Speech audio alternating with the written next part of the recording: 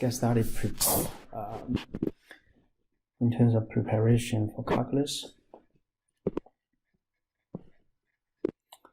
And let's review the function and their graphs. So in this particular PowerPoint presentation, we're going to use function notation to represent and evaluate a function, find the domain, the range of the function, sketch the graph of function, and also learn how to identify different types of transformations of functions, classify functions,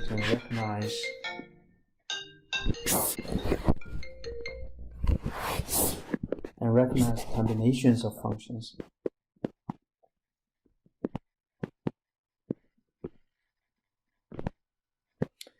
And first of all, let's take a look at the function and then function notations. So function is a one-to-one relationship. So it's a key feature of the function. It's one-to-one relationship between the variable x and variable y. And then we call variable x a dependent variable, independent variable, and the variable y is called a dependent variable. And then the key thing about this is the one x value produced or yields only one, and then only one y values. So that will construct the function.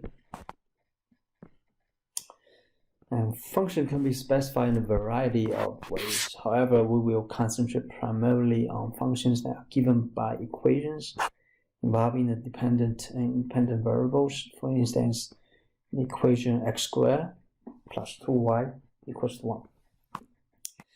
So this is the equation. Here, y is a dependent variable, and the x is independent variable.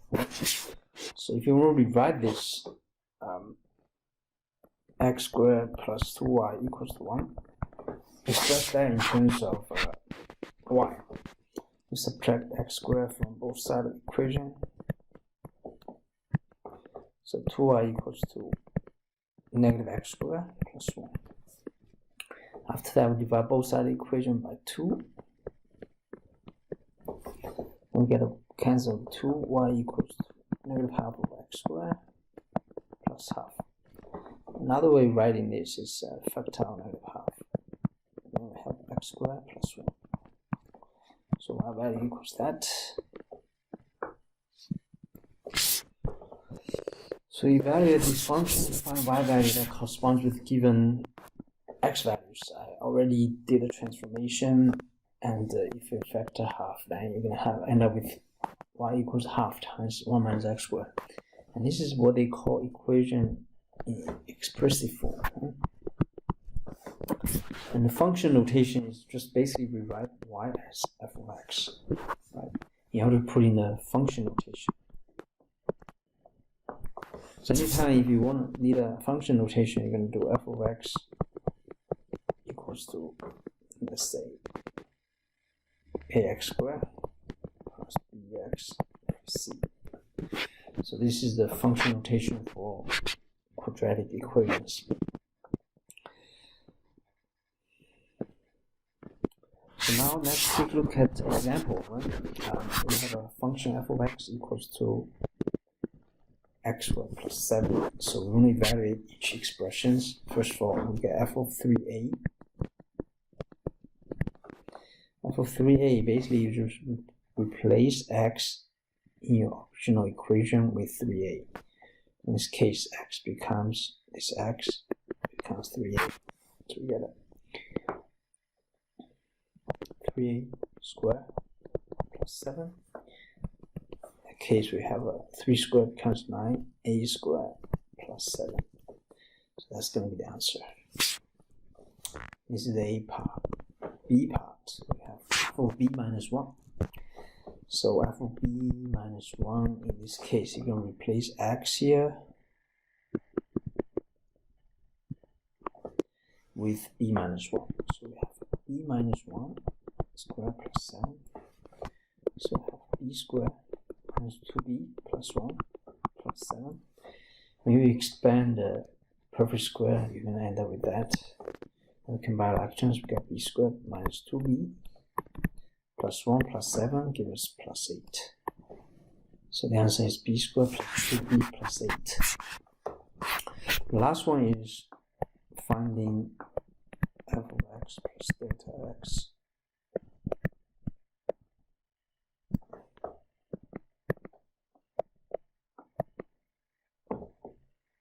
minus f of x over delta of x.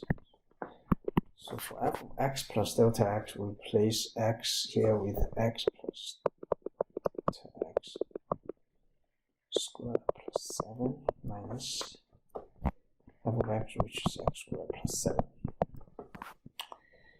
over delta of x. And when you expand this, we're going to get x squared plus 2x times delta x plus delta x squared plus 7. When you expand the second parentheses, put back invisible 1, distribute negative x squared minus 7. In that case, we cancel x squared, we cancel 7. So the final result is 2x delta x plus delta x squared over delta x.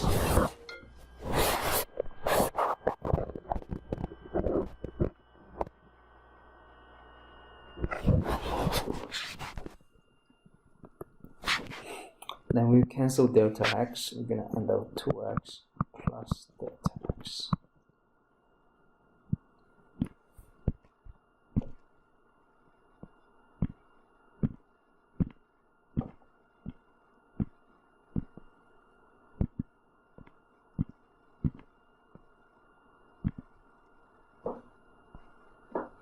Okay, that's a detailed solution on the second page. You confirm our answers. Okay, you can take a look at it. Actually, let's take a look at the domain and range of a function. So the domain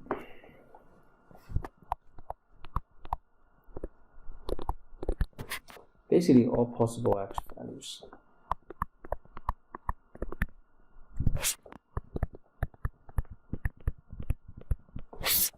And range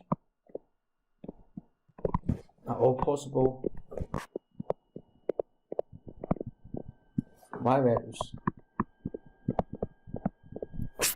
Okay, so that's basically the essence of domain range. So domain is a set of all real numbers for which equation is defined, meaning all possible x values. So for example, let's say let's take a look at this function g of x equals to 1 over x squared minus 4. And since it's a rational function, right? So the domain cannot be 0, right? So we're gonna say x squared minus 4 cannot be equal to 0, right? So adding 4 from both sides, we got x squared cannot be equal to 4. In that case, x cannot be equal to plus minus 2. So the domain will be all real numbers. What will be this?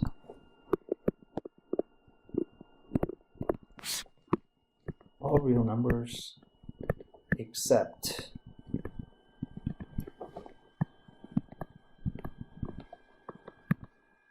x equals plus minus 2. Except plus minus 2.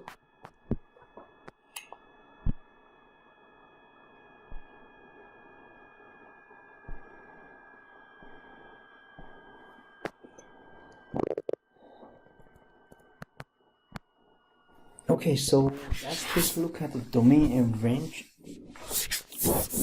This function, radical functions, f of x equals radical x minus 1. So in this case, for radical functions, the domain must be whatever underneath the radical. X minus 1 must be greater or equal to 0. And you add 1 from both sides, x must be greater or equal to 1. Then using the function notation, that will be interval notation, right? It will be from 1 to positive infinities, or including 1. So that's going to be the domain. same thing as 1 to range. After you graph the function, you see something like this. As you can see, the graph going upwards, right? Going upwards forever.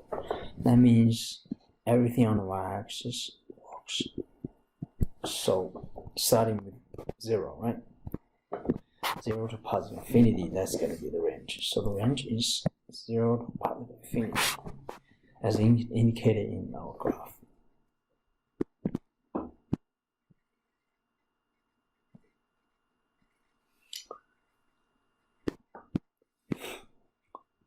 As you can see, the domain of tangent function, which is f of x equals to tangent of x. If you look at all of these dashed lines are what we call asymptotes, right? This is what they call asymptotes. You see this in your pre-calculus class.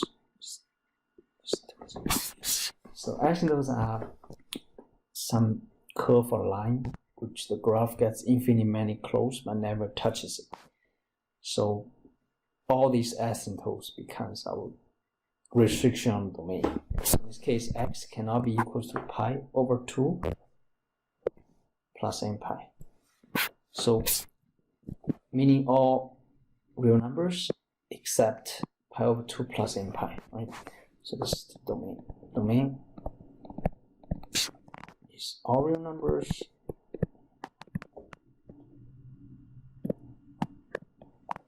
except x equals to pi over 2 plus n pi.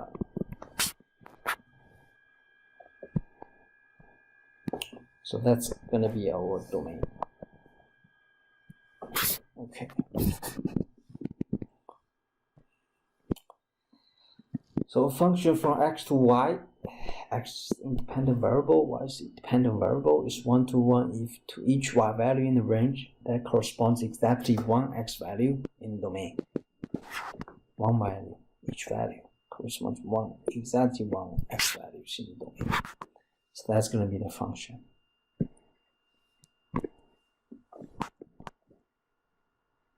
Next, let's take a look at the graph of function.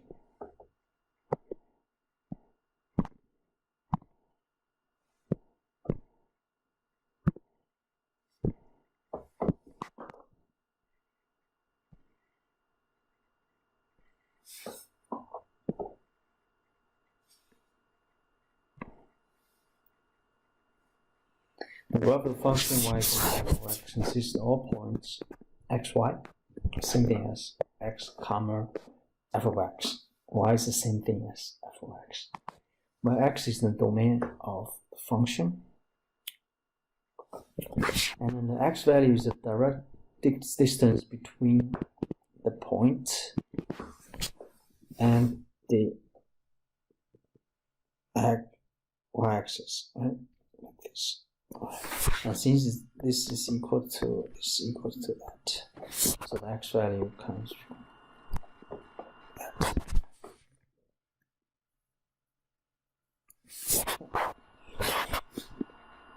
And the y value is the point, direct distance between the point and then the x-axis, which is this length.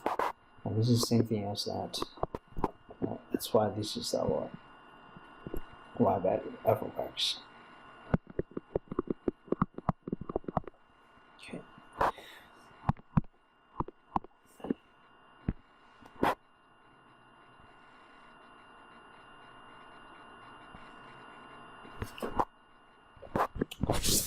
So we have a very unique test called vertical line test. And vertical line test is test to determine whether or not a relationship is a function. Determine the function.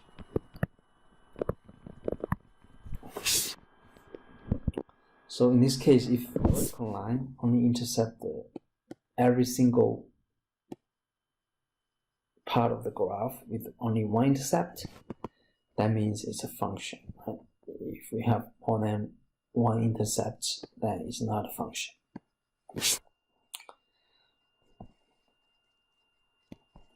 Let's take a look at this demo about the function. Let's say you draw a vertical line on the first graph. Right, you can see you're going to have two intercepts, right? Just like the dashed line shows. Draw a vertical line, you get two intercepts. In that case, two intercepts indicates it's not a function.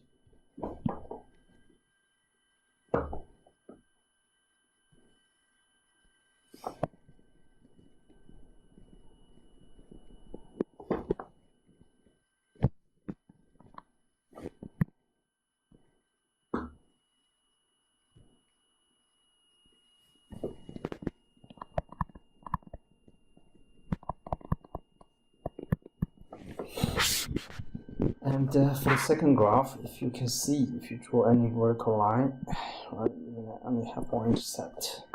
Vertical line at any part of the graph, you only have one intercept. One intercept indicates it's a function. For this piecewise function, you draw the vertical line and one intercept, right? Some parts of you have no intercept. So 0 or 1 intercept also renders a function. Right? So the maximum amount of intercept you can have in order to be qualified as a function must be 1 or less. Okay, 1. As you can see, this is the following is 8 basic functions. Going from a linear equation, f of x equals to x. So this is the linear equation passing through the origin. This is the origin. The slope is 1. Right? The second is squaring function, or what they call is quadratic equation. This one also has passing through the origin.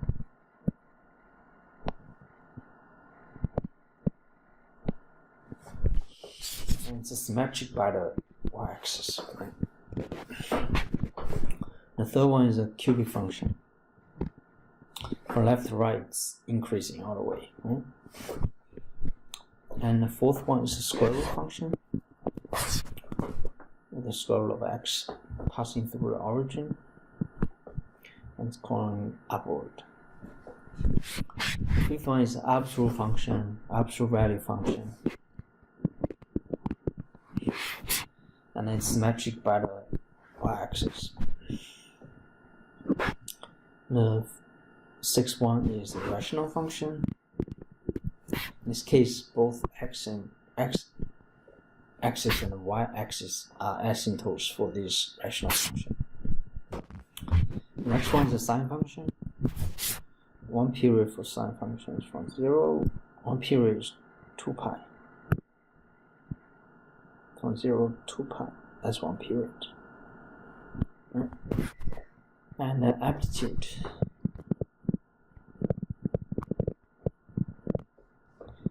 Amplitude is 1.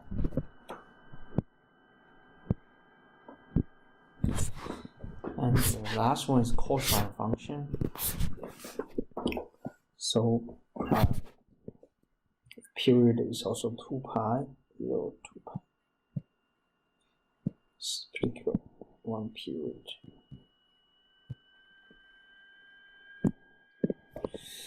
So period 2 pi. Amplitude is also 1. Okay, so that's the cosine function. And it appears in the cycle, right, for both sine and cosine function. And next thing, let's take a look at the transformational functions.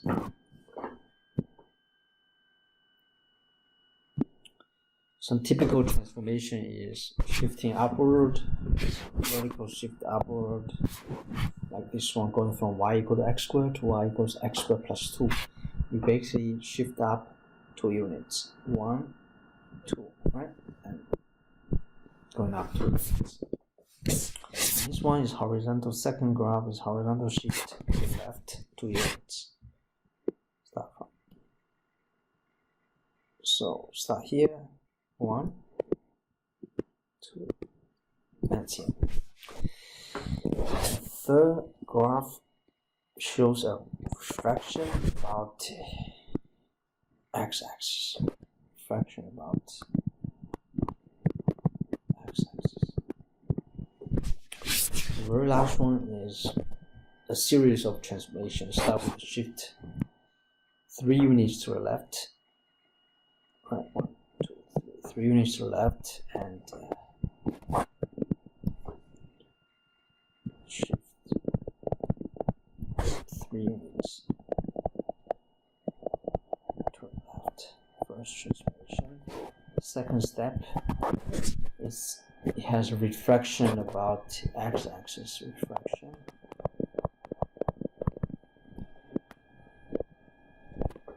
About x-axis. And last step is shift upward, shifting up 1 unit. Shift up.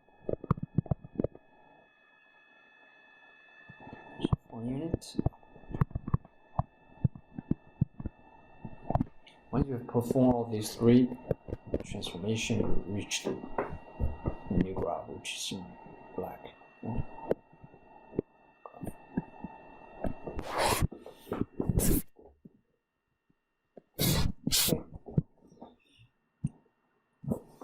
So this is a typical transformation on a graph for the function y equals x squared or f of x squared. So 3 basic transformations. First one is vertical shifts. Second one is horizontal shifts. And third one is refraction.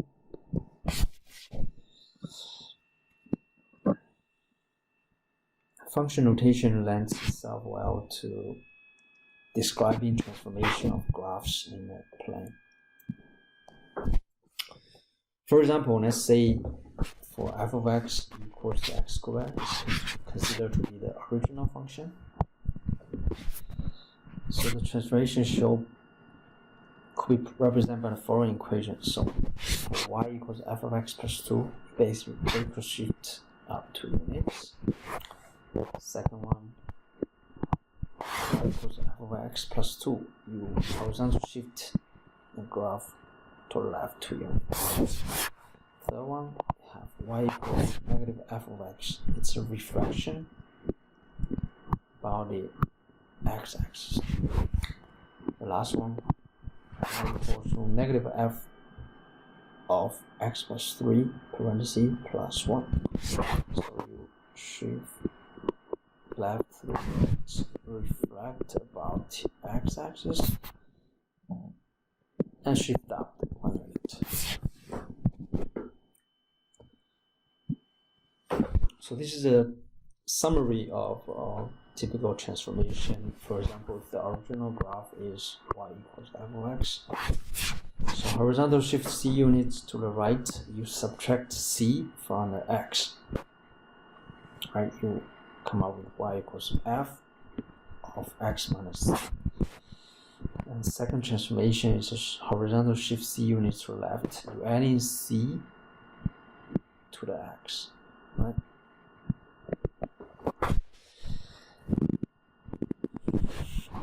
And the third type of transformation is vertical shift c units downward. So you subtract the function f of x by c. And the fourth one is vertical shift c units upward. So you're adding f of x by c.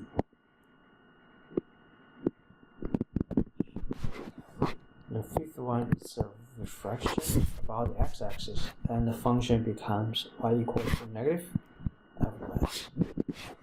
Sixth one, refraction about the y-axis, then you replace x with negative x in the original function. So end up with y equals f of negative x.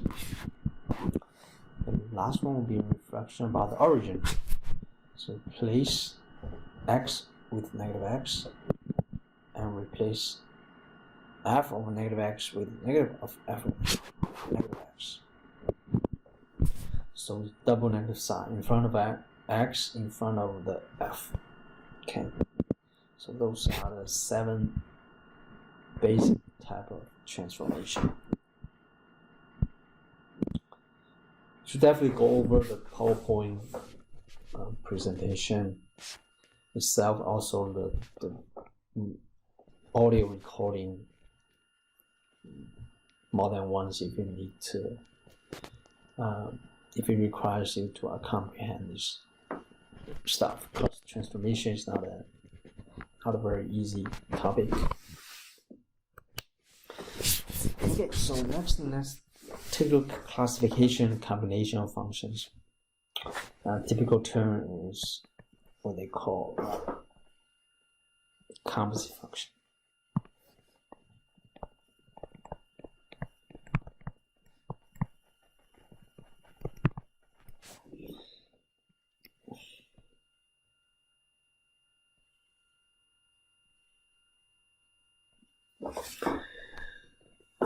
By the end of the 18th century, mathematicians and scientists have concluded that many real-world phenomena could be represented by mathematical models taken from a collection of functions called elementary functions. So an elementary function has 3 typical categories. 3 categories. First one is the algebraic function, like polynomial functions, radical functions, and rational functions. Second group is trigonometry functions, including sine, cosine, tangent, cotangent, cosecant, and secant. The third category is called exponential and logarithmic functions. Right? So 3 typical elementary functions. So the most common type of algebraic function is the polynomial functions, with f of x equals to a subscript m x to the nth plus a subscript n minus 1 x to n minus 1. You have infinitely many terms and it ends with a constant a0. When n is a non-negative integers, the number a subscript I are coefficients, where a subscript m is the leading coefficient, a0 is the constant term of the polynomial functions. So if an not equal to 0, then n is the degree of the polynomial functions.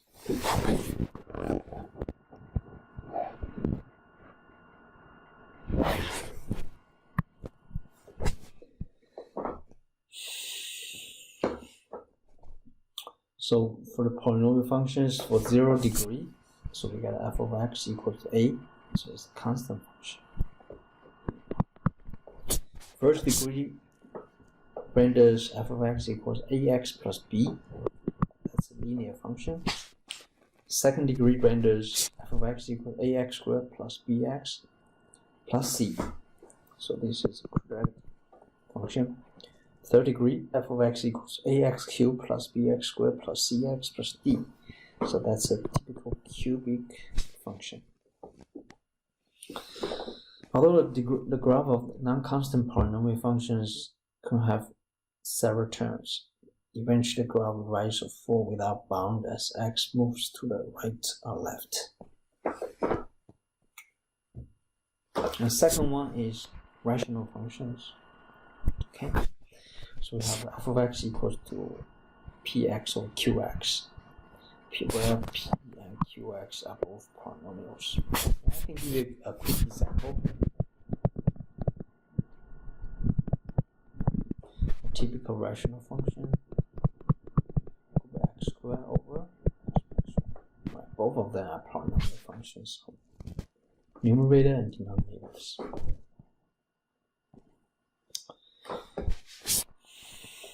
So polynomial function, rational functions are what they call the algebraic functions.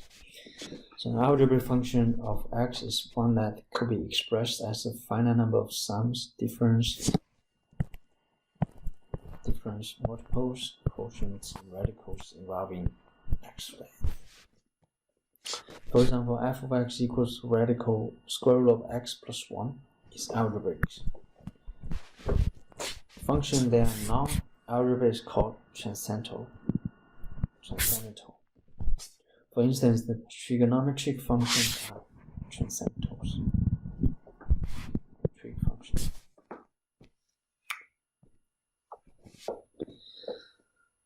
Two functions can be combined in various ways to create new functions. For example, given that f of x equals 2x minus 3, g of x equals x squared plus 1. So f plus g parentheses x is f of x plus 3 of x. So you add in these two functions. That's what they call sum. Difference is parentheses f minus g x. And basically it's big. What we perform is f of x minus g of x. And we subtract two functions. And the third one is the product. So f times g parentheses f of x, meaning f of x times g of x. F slash g parentheses x equals f of x over g of x is 2x minus 3 over x squared plus 1. So this process is called composition process. And the resulting function from the composition process is called a composite function.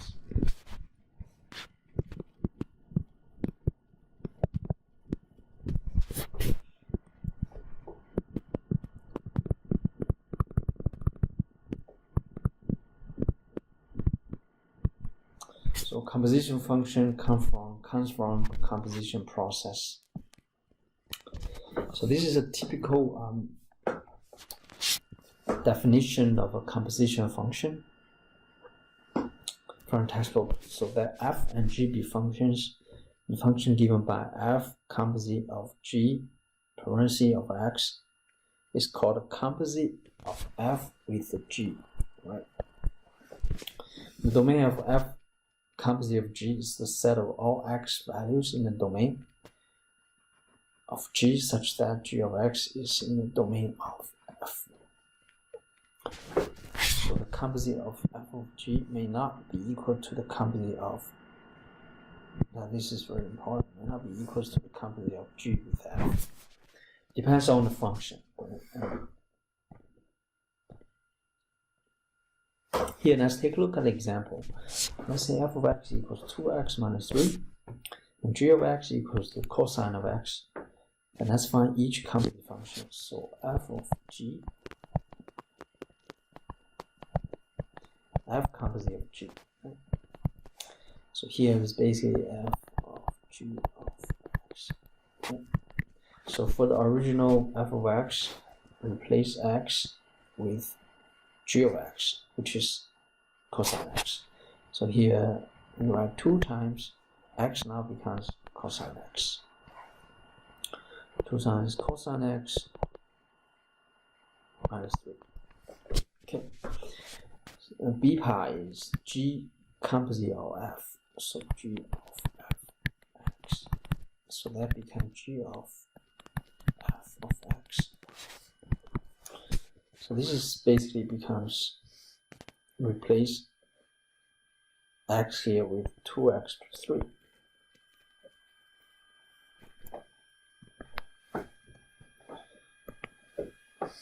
So we have cosine of 2x minus 3.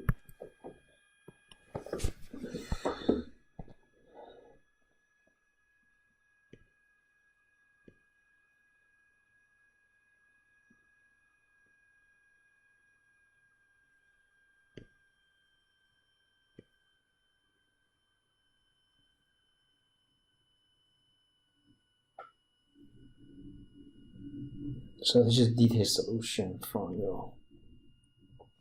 As you can see, f of g of x and g of f of x is not the same. Go back to really quick. The result does not come out the same.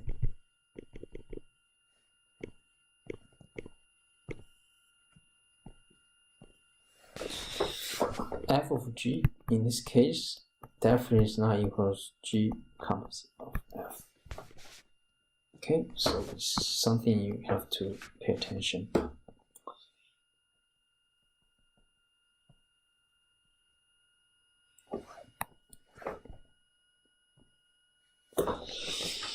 And classification and combination of functions as x-intercept the graph is defined to be a point A, 0, at which the graph crosses the x-axis. The graph represents a function of f. Number A is a zero of f. In other words, the zeros of function f of x are solutions to the equation f of x equals 0. So basically, in order to find the x-intercept,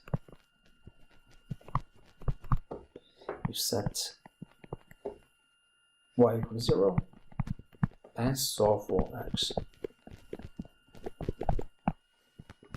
That's what this is about. And next thing, let's take a look at even R function notation, right? The terminology of functions. So function is even if its graph is symmetric with respect to y-axis. If it is odd, its graph is symmetric with respect to the origin. So for even function,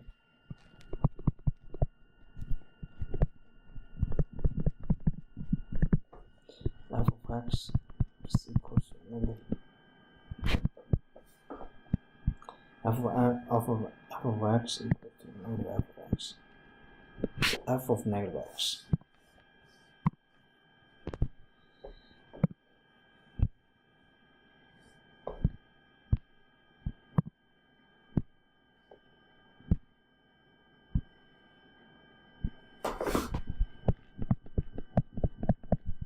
This is R function.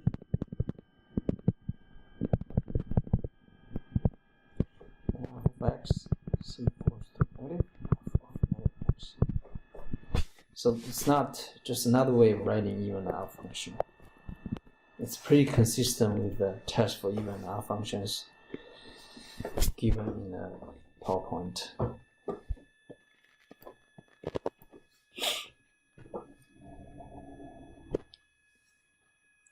Now let's take a look at these two functions, determine whether or not they are even or R functions, or neither. Right? It could be neither functions. So first of all, f of x equals to a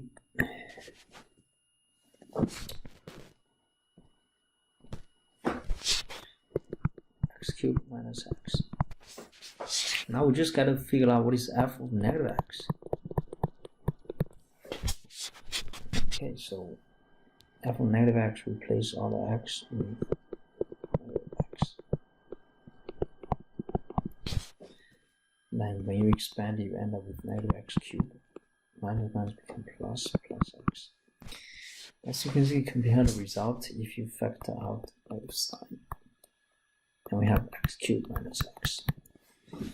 And these terms are exactly f of x, right? So in this case, we have f of negative x equals to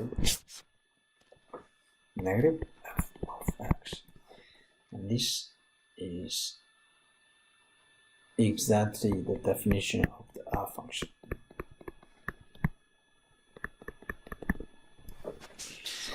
B, we have g of x equals to x. No, 1 plus